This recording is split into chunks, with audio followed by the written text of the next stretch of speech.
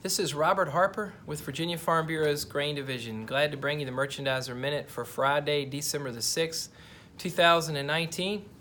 It was great to see some of you this week at the annual Farm Bureau Convention in Norfolk. We always appreciate that face-to-face contact, and thanking y'all for your time and all the hours that many of you give to your local county farm bureaus and to the Federation as well. This week has definitely been a week very similar to many others that we've had, with lots of news to look through, lots of news that affects the futures part of your cash price, and I'm looking forward to bringing you some of that information this afternoon. March corn closed down 5 cents for the week at $3.76 a bushel. January beans were up 12 cents on the week to close at $8.89 a bushel.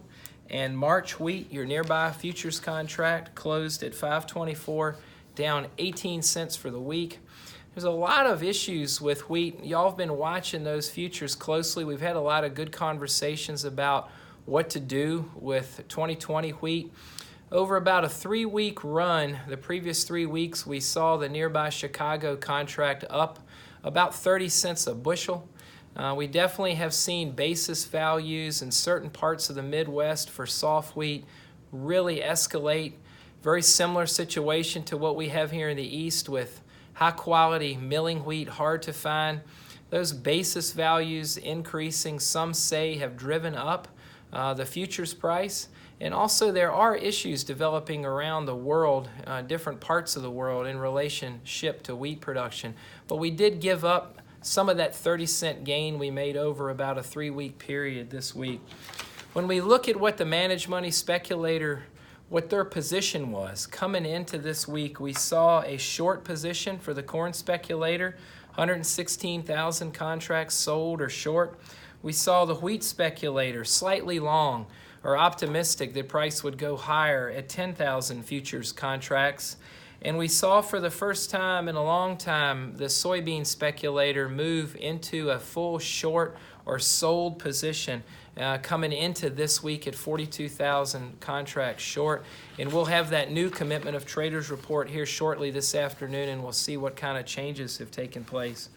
When we look at the USDA numbers this week, I'd first like to say, remember, we do get a crop production report next Tuesday, December the 10th. There will not be acre or yield numbers in that report, but there'll be a lot of numbers based around supply and demand globally and here domestically. So remember that at noon Eastern on Tuesday, December the 10th, we do get a crop report. The loadings report this week, we were below what was expected for what went on vessels for corn, and we were as expected for beans, and we were below what was expected for wheat. The number one destinations for loading this week was China for soybeans.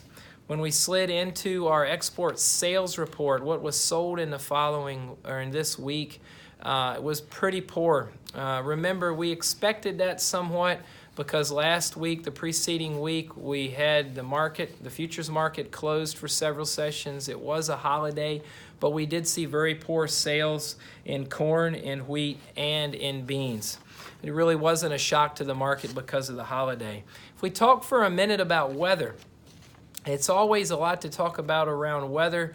Even with all the trade news and political news that's out there, we still know it is the largest influence, not only the local basis portion of your price in the long run, but also on the futures portion of your price. We've had another slow week of harvest, and we got crop progress numbers from USDA on Monday, and it was a lot of amazement at how much corn is still standing in the upper corn belt, especially North Dakota. And as winter is setting in up there, it's really frustrating on those producers getting that corn out. Remember the old adage that y'all have taught me, a crop that goes in the ground slow and over a long time usually takes a long time to come out of the ground. Slow planting usually means slow harvest, and we've really seen that in the upper corn belt this year. We also are seeing some dryness, really for the first time this growing season, show up in Argentina. Keep your eye on that. We know we're only ever 3 weeks away from an awful drought, and it is some dry areas showing up in Argentina. Keep your eye there. And really, it's not something I've talked a lot about, but it is getting more news now. The dryness in different parts of Australia, New South Wales, and Queensland is really devastating on those communities there, and those agriculture communities. We talked earlier about some of that 3-week run we had on wheat futures. Some of that is coming from the dryness in Australia. Keep your eye on that. And remember one thing, it might be a good spot here to talk about this. Back in September, when the Brazilian farmers were beginning to head to the field, they had dryness and they didn't get their first crop planted at the absolute front end of that planting window. Everyone here is hoping, because the crop there was planted a little bit later than normal, that we'll have a little bit longer to market our beans before those combines get running down there in February and early March. So that later planting in Brazil could mean a better marketing opportunity for U.S. products. Let's look at some eye catchers this week. Just in the general economy, we saw really good jobs numbers today come out from the U.S. government. We've got unemployment down 3.5%. We came into the week with numbers showing the largest Black Friday sales in history. $11.6 billion was the number that I saw printed. And then we followed that up this week with the largest Cyber Monday retail sales. Just really good bellwethers of like unemployment numbers being low, of the economy really rolling. And it is so worthy to mention that all 3 major U.S. stock indexes set the all-time close record 10 times. They broke the record 10 times in the month of November, whether you're looking at the NASDAQ, the Dow, or the S&P. It's just remarkable how money flow is and how investors are putting money in stocks. We saw all week trade news back and forth. We did see China this week agree just today to roll back tariffs on U.S. soybeans and U.S. pork. We'll see what quantities they're talking about maybe next week. We also know this week we signed a bilateral trade deal with Japan. That's going to be very important going forward to keep products, especially agricultural products, flowing. Maybe one day tariff-free between the 2 countries.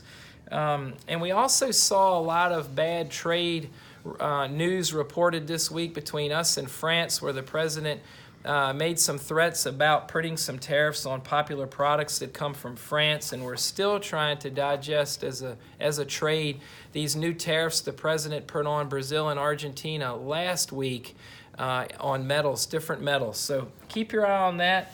And last but not least on that front, if you can take a moment to look at what's going on with the World Trade Organization and how the U.S. is maybe threatening to cut its contribution to that organization and doing some other things there that could definitely impact what we do on grains and beans. So next week, look for anything you can find on increased demand. We know the next 2 months have the potential to be big for U.S. exporting ag products just in a cyclical fashion.